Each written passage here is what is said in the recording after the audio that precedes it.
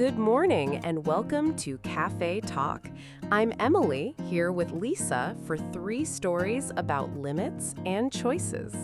Morning. Limits sounds serious, but I brought coffee and a very optimistic pencil. Today is August 7. We have technology spending, a market reaction, and a small science story in wool. Big money, a worried market, and curly sheep hair. My pencil is stretching already. Our keyword is constraint. A constraint is something that limits what can happen or how fast it can happen. Like one tiny suitcase for a long trip. Suddenly, every sock has a dramatic job interview. Exactly. Constraints can be physical, financial, or practical. And they do not always mean stop. Sometimes they mean please choose carefully. First, Amazon is raising its technology-related investment plan for 2026. Then, Apple shows why strong numbers and a nervous reaction can sit at the same table. Finally, we look at why some wool has a wavy structure called crimp. A science story hiding in a sweater. That feels very Friday.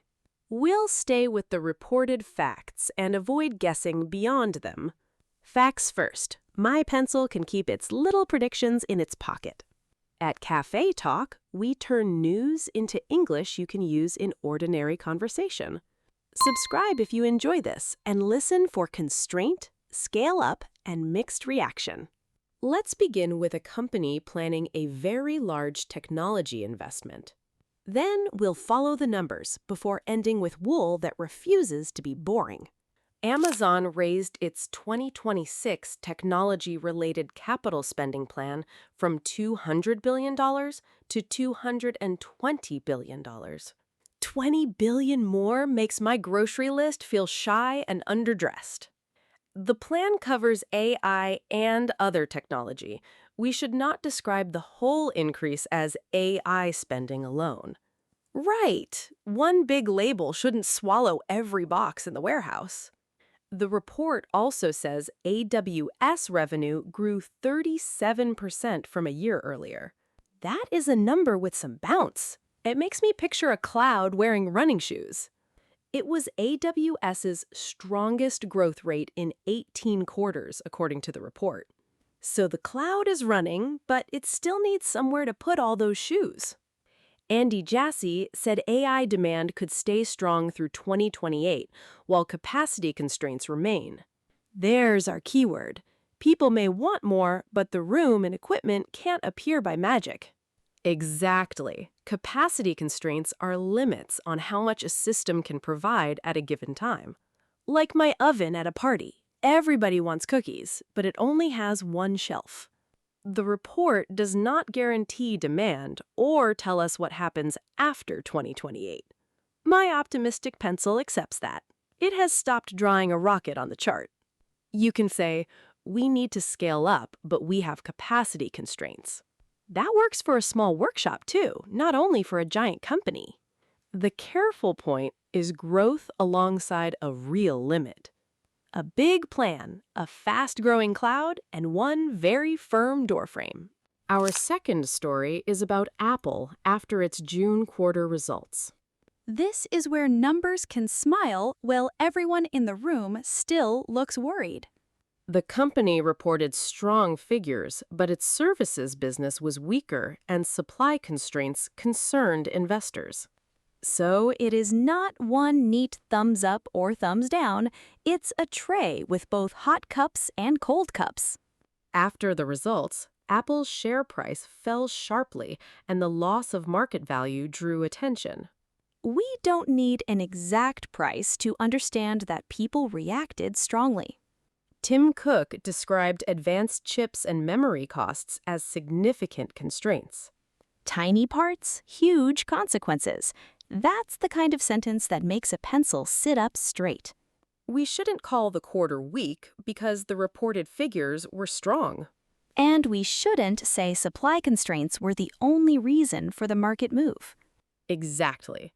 A mixed reaction means different facts can point in different directions.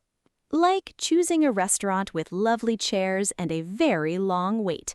My feelings become a committee. You might say, the results were strong, but the outlook drew concern.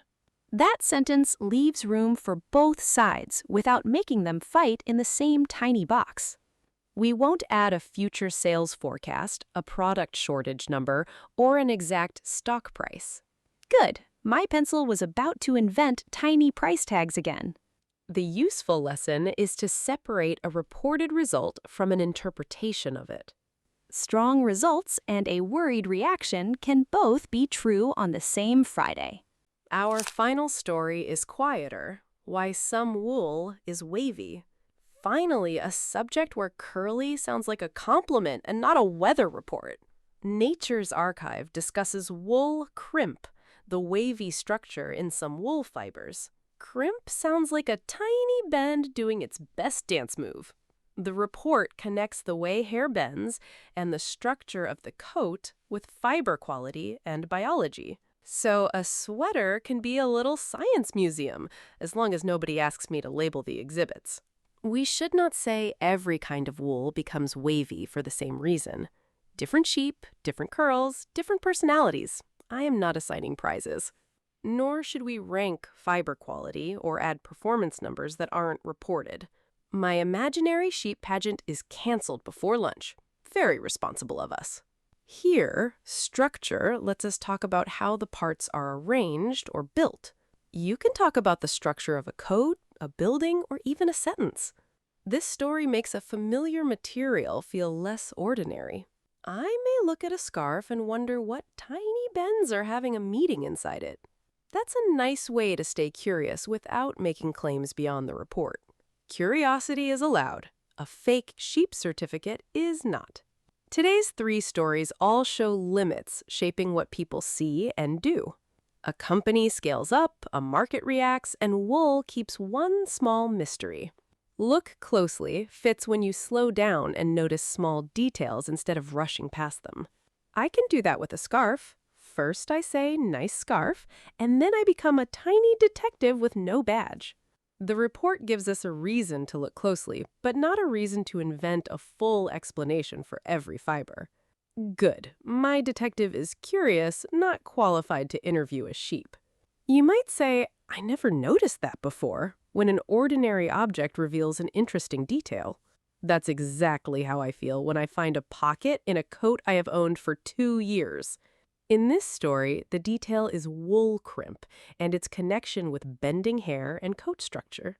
A tiny curve can carry a whole little story, even if it doesn't give a speech about itself. We can also say a material has a particular structure without deciding whether that structure is better than another one. Like cookies. Different shapes, no need to hold a championship before breakfast. Exactly. The reported point is about science in a familiar material, not a shopping guide or a quality ranking. My scarf is relieved. It only wanted to be warm and slightly mysterious. That calm curiosity is useful in news conversations, too. Notice the detail, then stay with what's confirmed.